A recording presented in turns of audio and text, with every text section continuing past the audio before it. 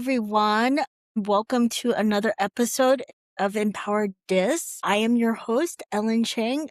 I don't know if you're familiar with him, but he's a wonderful speaker and a voice in AI.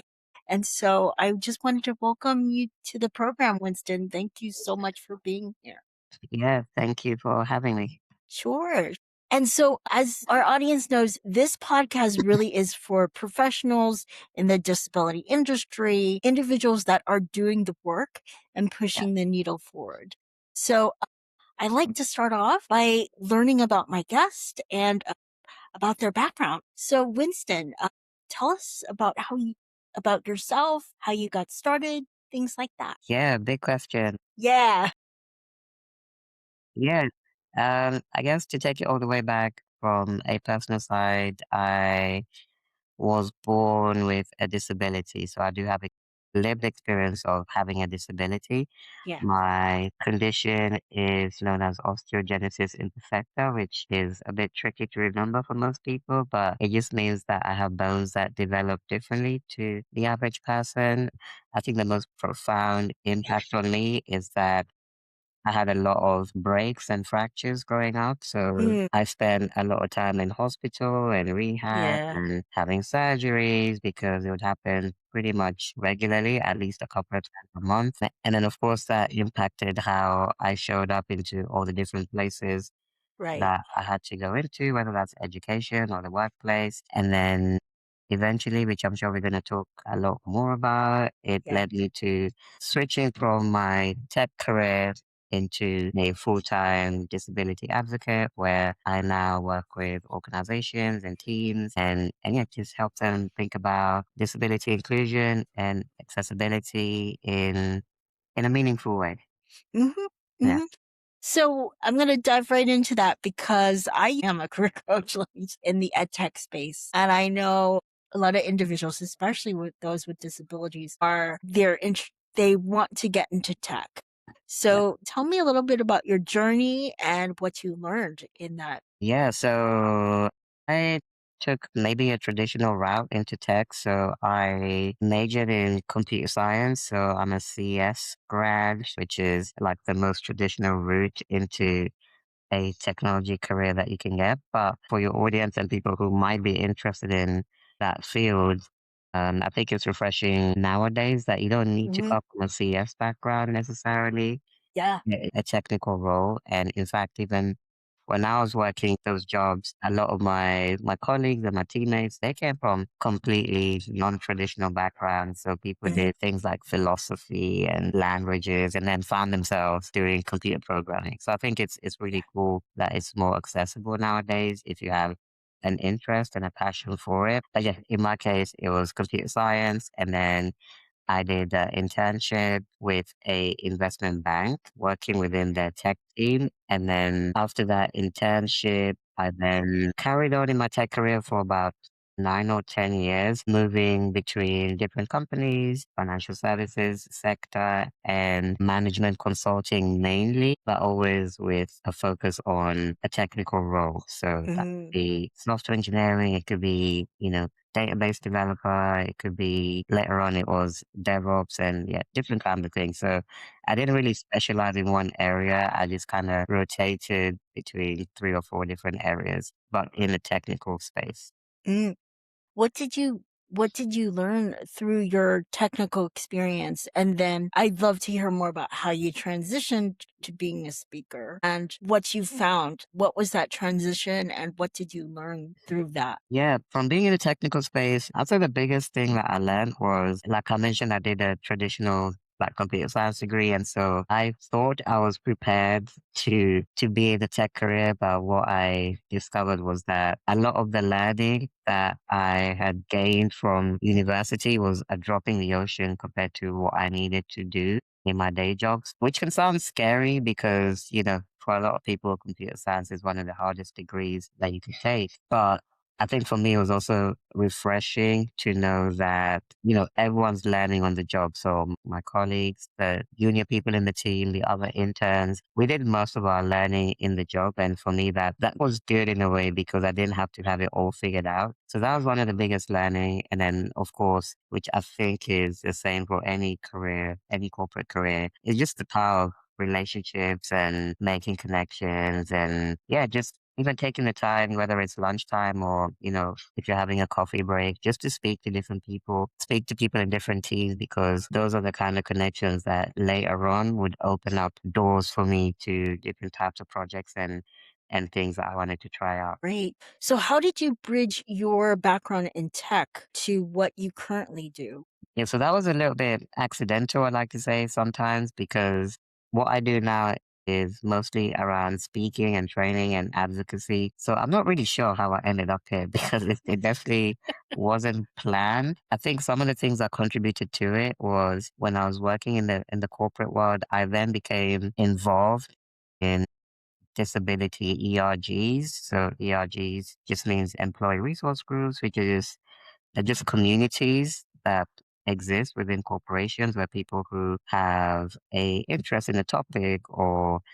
belong to a particular community can just get together and share knowledge. They have guest speakers. They have free food, which is probably the reason I went in the first place. But yeah, through being around other people with disabilities who are working for the organizations that I work for, I think that started to inspire something in me because up to that point, I'd spent a big chunk of my life almost in denial of my disability or not wanting to embrace it too much because I Yeah. saw it as something that would be limiting for my career aspirations. And so, if I can share a quick story, like one example is when I started a job and, I was working for a big firm, global firm. They have all the resources in the world. And they gave me a workstation which wasn't really attuned to the way I sit and, my power chair and things like that. So for example, I needed the desk to be at a different height and things like that. And I remember feeling a hesitation to speak up about it. And and I think that's maybe something other people with disabilities can relate to because in the back of my mind, I felt like I didn't want to be a burden. I didn't want to ask for the Yeah. extra thing, especially when I've just started the job. Yeah. And so I have a lot of those examples in my life where I was almost trying to shrink the disability part of my identity to fit in. And it was only through, like I said, when I started to be exposed to these communities, the ERGs, that I really started to think, wait, hold on a minute. This is something that I can embrace. And this is something that, I'd even go as far as saying is a superpower because it means that I think differently, I move differently, I approach work in a different way to the person sitting next to me. And so that made me a little bit more interested in advocacy initially for myself and being more braver about requesting accommodations and adjustments. And then eventually, wanting to do it for other people who were trapped by that internalized ableism that I Mhm. used to have. Mhm. Mhm. So that's one thing that I think kind of bridged the gap. And then the other thing is I just took a bit of an interest in public speaking. So again, this was more like a stretch goal that I set for myself because working in software engineering, I didn't really have to speak to anyone if I didn't want to. Yeah. Yeah. And so I just thought, yeah, how can I stretch myself? And so I set myself a goal just to do more public speaking. And so I joined something called Toastmasters and I took it quite seriously and I participated for about a year. Toastmasters is just a small meetup where people just get to practice their public speaking in front of a small audience. And then through doing that, and this is probably a long story, but through doing Toastmasters, I eventually had an opportunity to apply for a TEDx talk. And then Mhm. when I applied for the TEDx talk, I got the TEDx talk, which was very Yeah. shocking to me at the time. Um, and then after delivering this TEDx talk, just simply sharing my story, I Yeah. thought, okay, I've checked that thing off. I've, I've, I've done public speaking this year. I can now put that aside. Yeah. But what happened after the TEDx talk was I had organizations start to reach out to me and say, "Hey, we saw your TEDx talk on the internet, and would you like to come and give a talk to our team or organization?" And I guess in that way, this new career was born where I'm more public facing than I used to be. Yeah. Yeah, that's fantastic. I want to go back to some of the topics that first of all, I'm so glad you're one of our voices, my friend. It's like being a person with a disability. It's lovely to have friends that have similar needs and we have this kind of understanding. And I kind of want to go back to because you touched on it a little bit. I know a lot of us, me included, I struggle with the ableism factor. I come from a very good family. I have Yeah. very good friends, but most of my circle is of the able community. Yeah. And I'm curious as to how you kind of saw those sort of programs and how you with kindness, right? Mhm. Because we understand how much has been supported for us, but how did you kind of dismantle those ideas while also staying true to what you've learned? And because I always teeter on the thing of speaking up for yourself Mm. without too much resentment. You know, you know what I mean? Yeah. Is there Um, something that comes to mind specifically when you speak about that, like an example? Is there an example of For you, for how it shows up for you. for me? Yeah.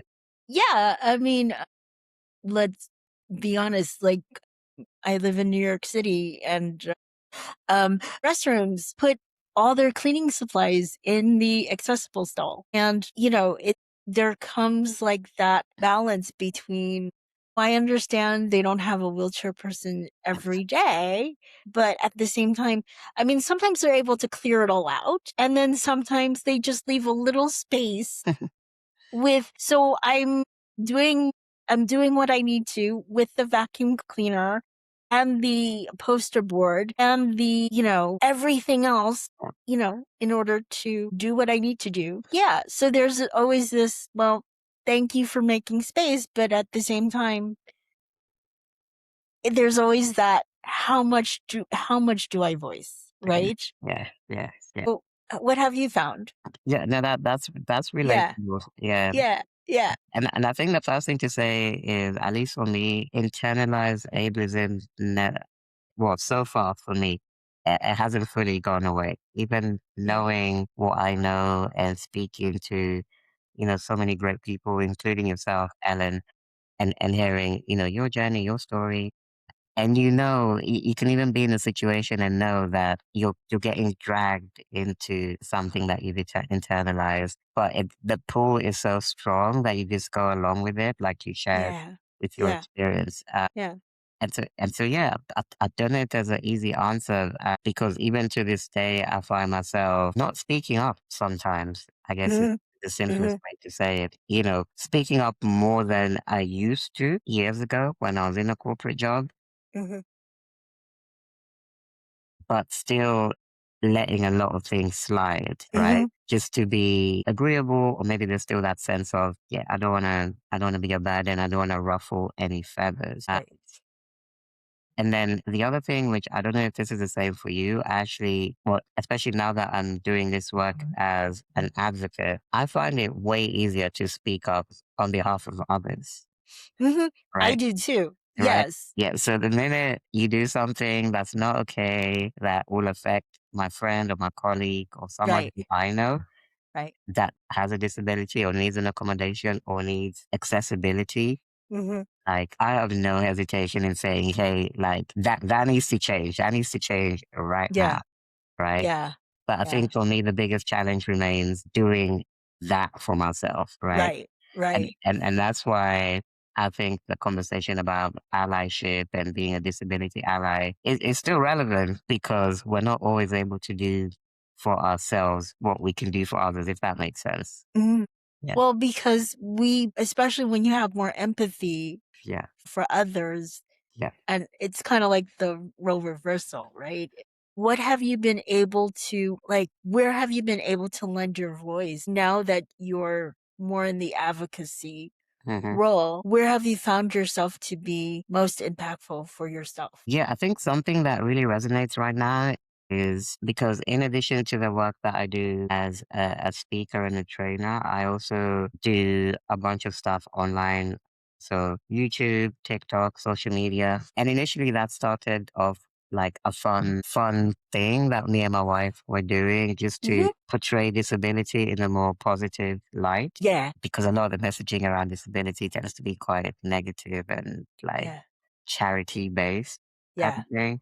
Yeah. And so we got married and we just started sharing our lives, sharing fun things that we do, like our travels, day in the life type videos Mhm. of just how we enjoy ourselves, just to kind of show Mhm. the other side. Mhm. Mhm. Mhm. And like I said, it started off as a fun thing, but for me, that's become really something that I'm passionate about. Make sure that Interesting. people with disabilities are represented holistically. Like Yeah. we're not just people who are constantly in pain or suffering or, unable to work or, all of these negative stereotypes that you typically hear. And while that might be true for some seasons, Mhm. it's not the full picture. You know, Right. Right. we Yeah. are also people who have families and business and who travel Yeah. and who excel in our jobs, right? Mhm. And so Mhm. it's just trying to present that balanced conversation. And the way I've been doing it now more recently is, I have partnerships with some nonprofits, disability nonprofits. And one simple thing that I've been doing is finding ways to highlight success stories Mhm. people with disabilities through either using my own platform or even making connections to the media. So, Right. I have a few connections now with people in the media, journalists, Oh, good. reporters who are looking for stories of impact from people within the disability communities. And I found that as a natural way of saying, hey, like, I know this guy who, graduated with a top degree from a top university, right? Yeah. He Yeah. has a disability. Oh, I know someone who got offered, a job at, ABC Inc., one of the leading Mhm. companies in that industry. And so helping people have access to platform and sharing those success stories more publicly, I Mhm. hope will play a small part in changing the narrative and kind of shifting the tide to be a little bit more fair on people with disabilities. I'm not even No. saying it has to be 100% positive because no one's life is 100% positive, disabled Right. or non-disabled. Right. But yeah, just to paint a full picture and also just to celebrate some of these achievements that people in our community are doing. And you do the same through Yeah. this platform. Yeah, no, it's pushing, it's letting people know that everyone is human first, right? The human experience is so vast. There's no way you can touch on every facet, but it's true. We need to focus on what makes us relatable, but also what makes us unique and embrace both Yeah. for sure.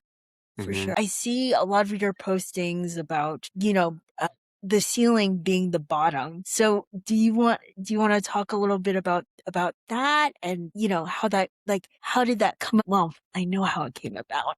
But what has since you've been saying that accommodations is the floor, what has been the response to that? And yeah. Yeah, I think that generally there's been a good response. Mhm. And just for context, this was something, and I'm not the first person to say it. I Mhm. think a lot of people within our community are talking about, now about, even this conversation around accommodations and accessibility. Mhm. What I shared recently, which is the one you may have come across, is that, I used to see accessibility as the holy grail. Mhm. Mhm. Mhm. As, one day we're going to live in a world that is accessible to people with disabilities, that I can show up at any building and there would be access into that building. There would Yeah. be accessible restrooms, that if I'm using an online platform that, captions will be enabled or anything else that I need to be able to access that content would already be enabled. And that would be like the utopia, we've made it. But what I've come to learn or maybe unlearn, because I think some of this is rooted in internal ableism, Yeah. internalized ableism that we spoke Yeah. about earlier. Yeah. Yeah. Accessibility is not the holy grail. It's not No. the ceiling, like you said, it's the floor. And it makes perfect sense even when you think about it from a built environment perspective, is accessibility the goal, or is being able to go into that building and see your friends and, enjoy a meal or have a business meeting? Is that the goal? Because Mhm. accessibility only gets you into the building. Mhm. Accessibility is not even there. You can't go in. You can't even experience what's in there. So it's a minimum requirement, which is why I said the comment about it being the floor. It's a minimum thing that people with disabilities need in order to be able to participate. And that was something that is simple, but it was kind of a reframe compared to how I was thinking about it before. Yeah. And I think internalized ableism has a big part to play with that, because people with disabilities are taught, to your example, just to be grateful that there is a I accessible know. store that I can use. Don't Yeah. worry that there's a vacuum cleaner and a mop and a bucket in there that you have to maneuver around. So yeah, Yeah. that's what, And it's like, well, at least they thought of me. yeah, they gave me something. Is always the thought that, well, at least they're trying. And it can be exhausting for sure. Yeah. It is, I would say, international travel has also expanded my eyes. There are other countries that are more advanced nowadays when it comes to accessibility, which is interesting Yeah. for sure. Yeah. Yeah. One of the things that I know you and I originally spoke about this, but one of the things that also is it helpful, is it not helpful, is I know a lot of people are on the fence about it. Can you tell me, based on your experience, your perspective on AI? Yeah, I lean positive Hmm. with AI, Hmm. but I think my bias is based on maybe having that tech background that I have, Hmm. Hmm.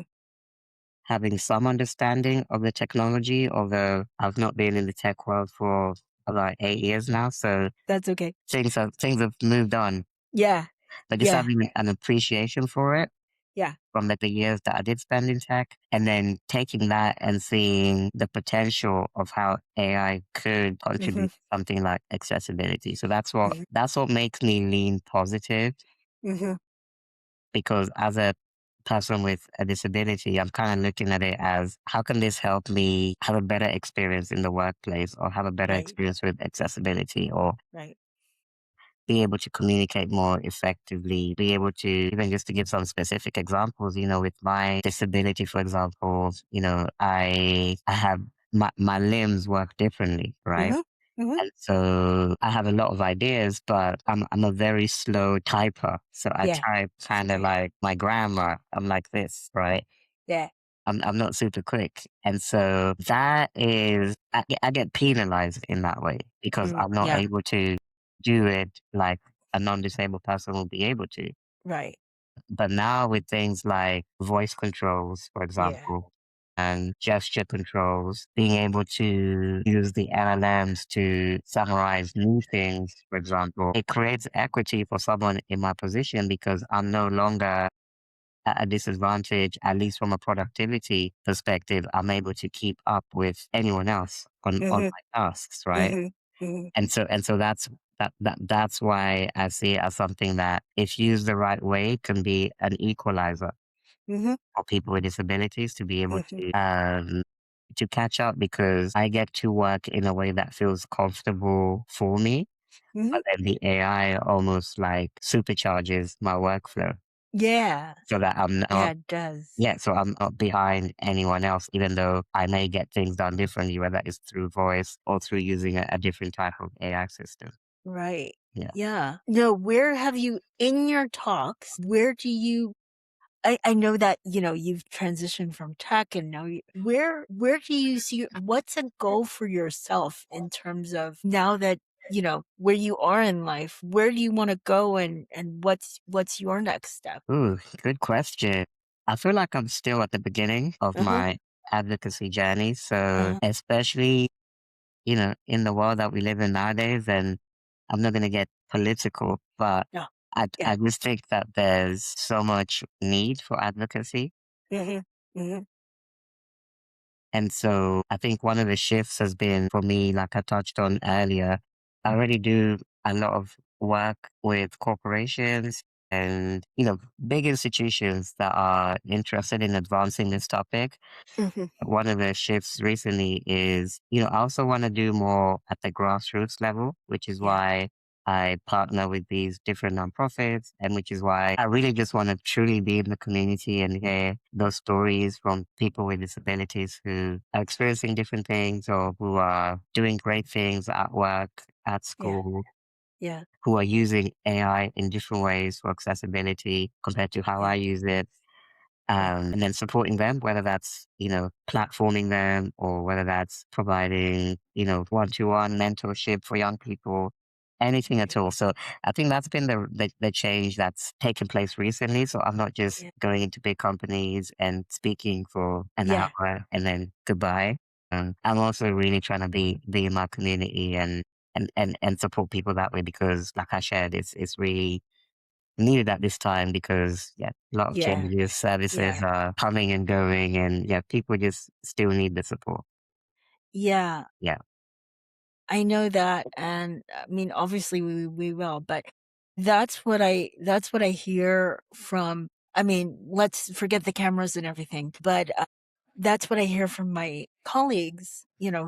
Because we all do similar things, and we all want to push things forward. And there's got to be a way, a symposium that we can all come together and work on initiatives that yeah, this is even beyond the podcast, my friend. But I definitely I don't because this is one of the because I have so many allies and so many individuals that are doing the work and we're just like, what can we do to it's not just this is not just a nice to have. We know that there's a seat at the table. We know there is. There's a way to appreciate how far we've come, but then to move it further and to become natural, not even a second thought. So yeah, hopefully we'll get there for Mhm. sure. We're already there. It's Yeah. just we have to reveal it. Yeah. So yeah, what's one thing that you find and I got this from our lovely colleague, but what's one thing that you find people in our industry or even just us as a community that we need to talk more about? Mm, yeah. Yeah. Yeah. I think what comes to mind right now is maybe because of what we just spoke about with getting together as a community. I think, and you probably experienced the same, the disability community, even nationwide in the US, for example, Yeah. it's big, but it's also small, Yeah. right? Like Yeah. you kind of know of people, even if you've never met them in person, Yeah. you just end up like hearing about work that people doing great work in different parts of the country. It's good. I think maybe what we need to talk more about is how we can bring that together because it feels like there's a lot of good work that is happening in silos, Mhm. right? Mhm. Yeah. Yeah. Like, for example, I know people who speak about AI and accessibility, right? I speak about AI and accessibility, and we might approach it from different angles or Yeah. different viewpoints because of our experience, our backgrounds. We might have different lived experiences with our disabilities. Mhm. How much more powerful would that be if we were able to join together I and know.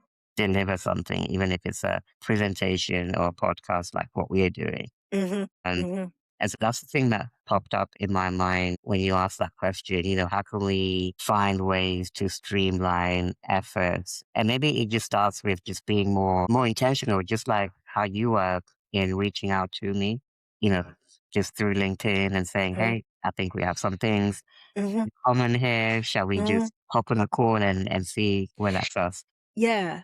And that feels like an accessible first step for anyone who's listening to this Yeah. to take because it's probably that person that you've seen. Maybe you've seen that post on LinkedIn or I know. Instagram, I and know. and it just always resonates, and you think Yeah. maybe today I'll just drop them a line and say, hey, like I really love how you speak about this topic. Are you free for a 15-minute call because I think there's something that we could do together. So yeah, Yeah. I'm just kind of throwing things out there, but I think we're just a lot more powerful as a community if we're able to join our efforts together. If that makes sense. Yeah. Yeah. It's true. And because I've met with people in the Special Olympics arena Right. from athletes that it's great to be included and it's great that the Paralympics are there, Yeah. but there's still this fighting vibration, if you will, that Mm. comes with our community. So, yeah, I think it would be great to, first of all, we're going to keep in touch for sure. Yeah, we I would love to keep in touch. I would love to create more conversation.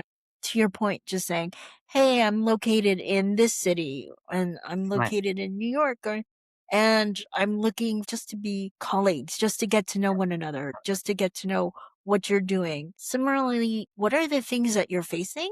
And also, what are the things that are going well? And how can we even make it better, Yeah. you know, Yeah. or start making it better?